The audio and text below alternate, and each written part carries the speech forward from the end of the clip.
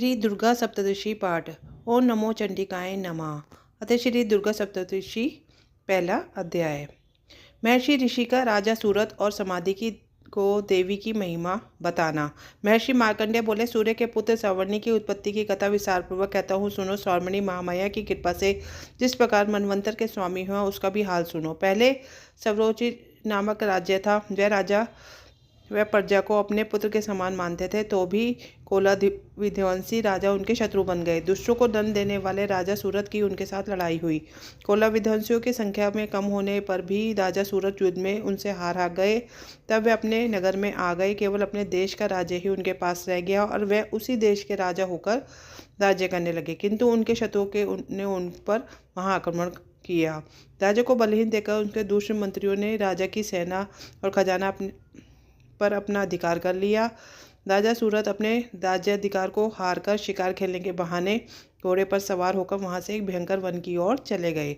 उस वन में उन्होंने महर्षि मेघा का आश्रम देखा। वहां मेघा महर्षि अपने शिष्यों तथा मुनियों से सुशोभित बैठे हुए थे और वहां कितने ही हिंसक जीव परम शांति भाव से रहते थे।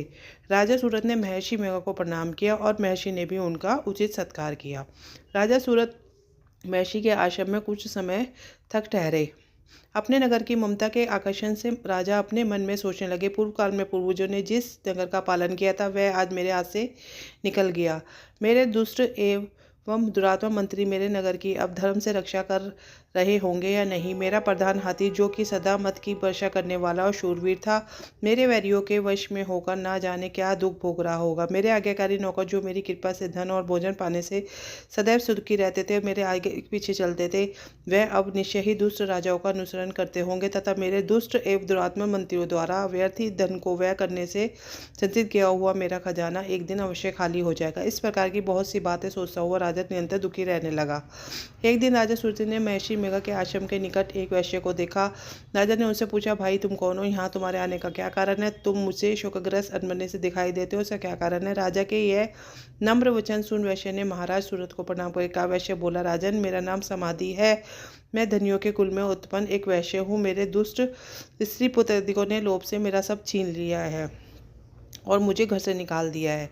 मैं इस तरह से दुखी होकर इस वन में चला आया हूँ और यहाँ रहता हुआ मैं इस बात को भी नहीं जानता कि अब घर में इस समय सब कुछ कुशल मंगल है या नहीं। यहाँ मैं अपने परिवार का आचरण संबंधी कोई समाचार भी नहीं पा सकता कि वह घर में इस समय कुशल पूर्वक है या नहीं। मैं अपने पुत्र के संबंध में यह भी नहीं जानता कि वह सदाचारी या दुराचार में फंसे हुए हैं। राजा बोले, जिस धन के लोभ स्त्री पुत्रों ने तुम्हें घर से निकाल दिया, फिर भी तुम्हारा चित्त उनसे क्यों प्रेम करता है? वैश्य ने कहा, मेरे विषय में आपका ऐसा कहना ठीक है, किंतु मेरा मन इतना कठोर नहीं है। यद्यपि उन्होंने धन के लोभ में पड़कर पित स्नेह को त्याग कर मुझे घर से निकाल दिया है, तो भी मेरे मन में उनके लिए कठोरता नहीं आती।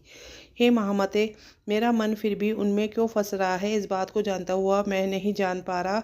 मेरा चित्त उनके लिए दुखी है। मैं उनके लिए लंबी लंबी सांसें ले रहा हूँ। उन लोगों में प्रेम नाम को नहीं है, फिर भी ऐसे निस्सनियों के लिए मेरा हृदय कठोर नहीं होता। महर्षि मार्कंडेय ने कहा, हे ब्राह्मण। इसके पश्चात महाराज सूरत और यह वैश्य दोनों महर्षि मेघा के समीप गए। उनके साथ यथा योग्य न्याय संभाषण करके दोनों ने वार्ता आरंभ की। राजा बोले, हे भगवान, मैं आपसे एक बात पूछना चाहता हूँ, सो आप कृपा करके मुझे बताइए। मेरा मन अधीन नहीं है, इससे मैं बहुत दुखी हूँ। राज्य धनादि की चिंता अभी तक मुझे बनी हुई है। मेरी यह ममता अज्ञानियों की तरह बढ़ती ही जा रही है और यह समाधि नामक वैश्य भी अपने घर में अपमानित होकर आया है। इसके स्वजनों ने भी इसके त्याग कर दिया है। स्वजनों से त्यागा हुआ भी यह भी अपने हार्दिक प्रेम रखता है। इस तरह हम दोनों ही दुखी हैं। हे महामाग, उन लोगों के अवगुणों को देखकर हम दोनों के मन में उनके लिए ममता जनित आकर्षण उत्पन्न हो रहा है। हमारे ज्ञान रहते हुए भी ऐसा क्यों? ज्ञानी मनुष्य की तरह हम दोनों में ये मूर्खता क्यों है? महर्षि मेघा ने कहा, विषम माँ का ज्ञान सब जंतुओं को है। सबों के लिए विषय पृथक पृथक होते हैं। कुछ प्राणी दिन में नहीं देखते, कुछ रात को, परंतु कई जीव ऐसे हैं जो दिन तथा रात दोनों में देख लेते हैं। यह सत्य है कि मनुष्य ने ज्ञान प्रधान है, किंतु केवल मनुष्य ही ज्ञानी नहीं होता। पशु पक्षी आदि भी ज्ञान रखते हैं। जैसे ये पशु पक्षी ज्ञानी है, वैसे ही मनुष्य का ज्ञान है। जो ज्ञान मनुष्यों में वैसे ही पशु पक्षियों में है तथा अन्य बातें भी दोनों में एक जैसी पाई जाती है। ज्ञान होने पर भी इन पक्षियों की ओर देखो, अपने भूख से पीड़ित बच्चों की चोंच में कितने प्रेम से अन्न के दाने डालते हैं। हे राजन, ऐसा ही प्रेम मनुष्यों में अपनी संतान के प्रति पाया जाता है। लोभ के कारण अपने उपकार का बदला पाने के लिए मनुष्य पुत्रों की इच्छा करते हैं और इस प्रकार मोह के गड्ढे में गिरा देते हैं। भगवान श्री हरि की जो माया है उसी से यह संसार मोहित हो रहा है। इसमें आश्चर्य की कोई बात नहीं, क्योंकि वह भगवान विष्णु की योग निद्रा है। यह माया ही तो है जिसके कारण संसार मोह में जकड़ा हुआ है। वही माया माया भगवती देवी ज्ञानियों कि चित्त को बलपूर्वक खींचकर मोह में डाल देती है और उसी के द्वारा संपूर्ण जगत की उत्पत्ति होती है।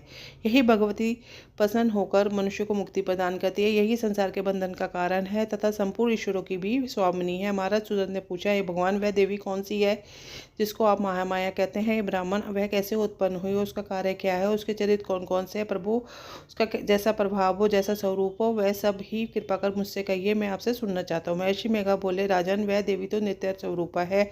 उसके द्वारा यह संसार रचा गया है, तब भी उसकी उत्पत्ति अन्य प्रकार से होती है। वह सब आप मुझसे सुनिए। वह देवताओं का कार्य सिद्ध करने के लिए प्रकट होती है। उस समय वह उत्पन्न हुई कहलाती है। संसार को जल में करके जब भगवान विष्णु योग निद्रा का आश्रय लेकर शेष शैया पर सो रहे थे, तब मधुकेटव नामक के 2 असुर उनके कानों के मैल से प्रकट हुए। वह श्री ब्रह्मा जी को मारने के लिए तैयार हो गए।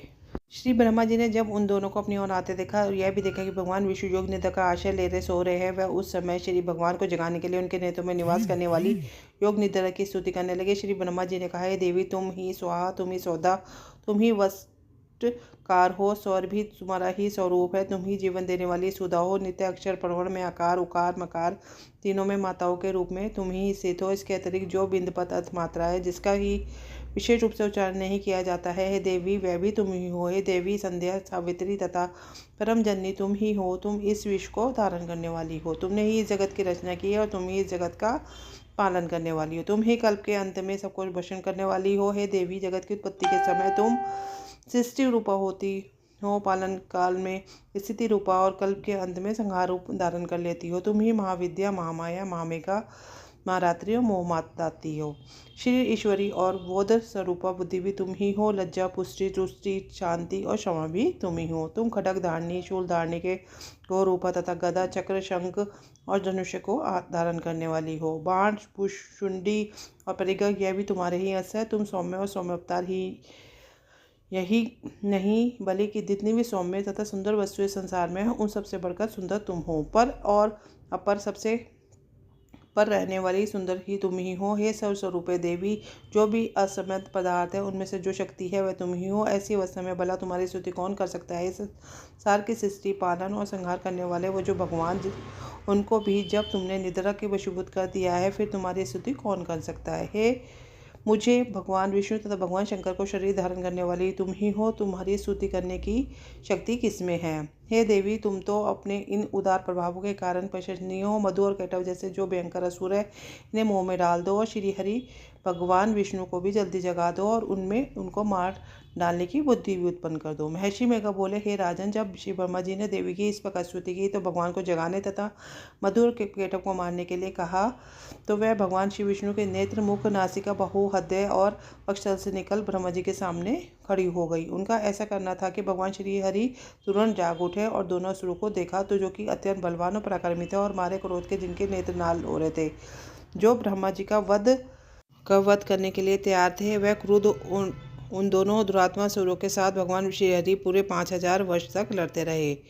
एक तो वह अत्यंत बलवान तथा पराक्रमी थे, दूसरे महात्मा ने उन्हें मुंह में डाल रखा था। अतः श्री भगवान से कहने लगे, हम दोनों तुम्हारी वीरता से अत्यंत पसंद हैं, तो हमसे कोई वर मांगो। भगवान ने कहा, यदि तुम मुझ पर पसंद हो तो अब तुम मेरे हाथों से मर जाओ।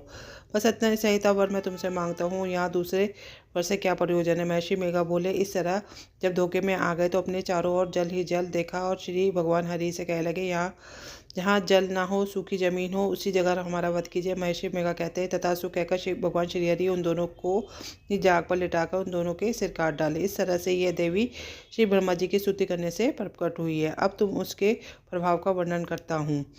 इसी के साथ दुर्गा सप्तऋषि का प्रथम अध्याय पूर्ण होता है। जय माता दी।